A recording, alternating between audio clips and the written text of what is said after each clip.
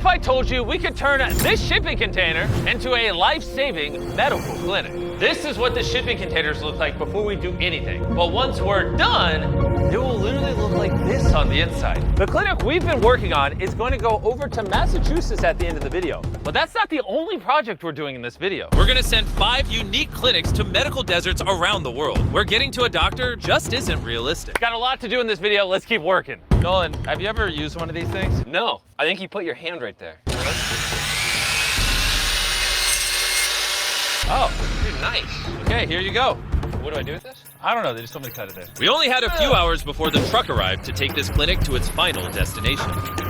Wow. Each one of these clinics is custom built to serve the community they will go to. And what's crazy is that these clinics have been built entirely by college students. And since build started in 2013, these students have deployed 60 clinics in 24 countries and have already impacted over 200,000 people. We got some more work to do here, but let's go see how Madge is doing in Texas. We are currently driving through Texas to a small city named Chester, where we're going to be delivering a life-saving medical clinic. Because of how remote this town is, getting medical care in an emergency is extremely hard.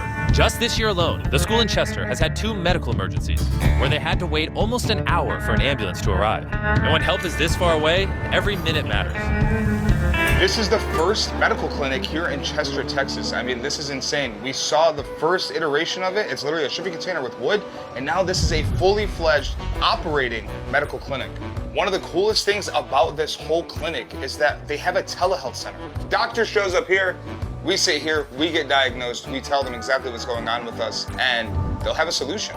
This new clinic will be run by Timber, a local hero who was born and raised in Chester. I'm a fixer. I like to try to fix people. I have a caring heart, but my mom was probably my biggest inspiration. You're gonna make me tear up. Oh, I am so proud of her. I think I was put on this earth to care and make sure my family and community are taken care of. I would get emotional. It's just who I am. This is my home, and I thank y'all. Thank you. Chester, Texas, make sure you guys go check out your clinic.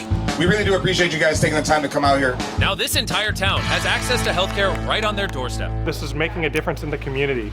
This is helping people get healthcare for the first time in their lives. On the other side of the world, our second clinic has just arrived at a hospital in Nigeria, which will help give children access to open heart surgery, which they otherwise wouldn't have had.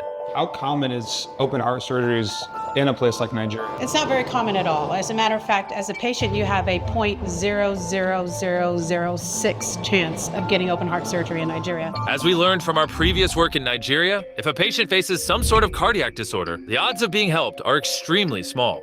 If I were to travel to the United States for that surgery, I would have been looking at $50,000 and $117,000. So when I came here and I told that it could be done at a subsidized rate, it was like free.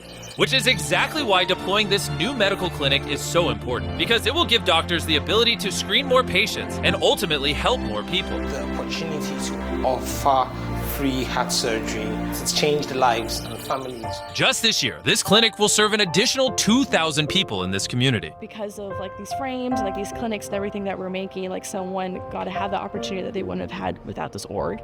And so I was like, that's just the coolest thing ever. Like you can't do something more meaningful. We also sent a clinic into the front lines of the war in Ukraine to provide much-needed medical supplies to the communities there. Because of the ongoing conflict, many hospitals were destroyed, meaning access to basic health care is extremely limited. Так як жителів тут багато і потребують вони всі допомоги, і цю допомогу ніде нам благодійні. So, together with the Daar Foundation, we ensured that the local doctors had exactly what they needed to support the community. BUILD also has 4 additional active clinics across the war zone. The reason the team has been so efficient in getting these clinics to these communities is because of Neuro. A lot of companies say they want to do good, but in the case of Neuro, the founders actually recently came to Africa with us, helped us get a lot of kids out of child labor, and have been very involved with Beast Philanthropy. These guys care so much about helping people that they actually made these limited edition tins that whenever you buy them, all the proceeds go to helping people with projects like this. They're literally not making money off of it. If you've ever enjoyed anything we've done at Beast Philanthropy, go to this link right here or scan this QR code, get some energy when you're on the go. Our fourth clinic is going to a coastal community far from healthcare access in Kenya, where it'll help treat a common condition called clubfoot. This is clubfoot. If this is untreated, imagine trying to walk through the villages of Africa, where you have to walk to get water, walk to go to school, walk for your livelihood. This is Scott. For 14 years, he and his team have been serving these children out of a single small room. But before Hope Walks was active in this community, people like Amani grew up without ever getting treated. I'm a farmer, lakini kulingana na ule mshahara ambao ananipa uko chini, siwezi kukidhi my family ni kidogo. In Kilifi County, 16% of people are born with a disability, and a large number of them reside in the rural areas. Every week, we see about 10 to 15 patients born with this correctable disability. Healing clubfoot is actually a pretty simple non-surgical procedure where a doctor gently repositions the foot a little more each week, using a series of casts gradually correcting the deformity. And by the time the child is able to walk, you would never even guess they were born with clubfoot. So right here, we have our brand new baby, 2 weeks old, born with clubfoot. And next to her is sitting a 13-year-old girl, but she had access to treatment. And although Hope Walks has already made an impact on children in the community, their reach is limited to only a few patients a week, which is exactly why this is the perfect place for one of these clinics. We're about to unveil this brand new clubfoot clinic and welcome new patients who will walk free from disability.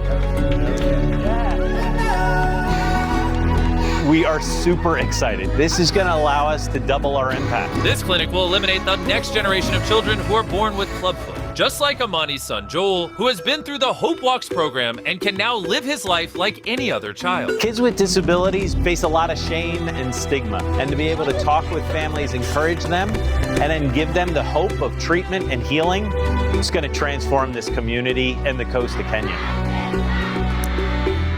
With all the clinics we're building in this video, how many people do you think will impact a year? Over 10,000 people a year are going to be impacted. Let's load this up and head to Massachusetts.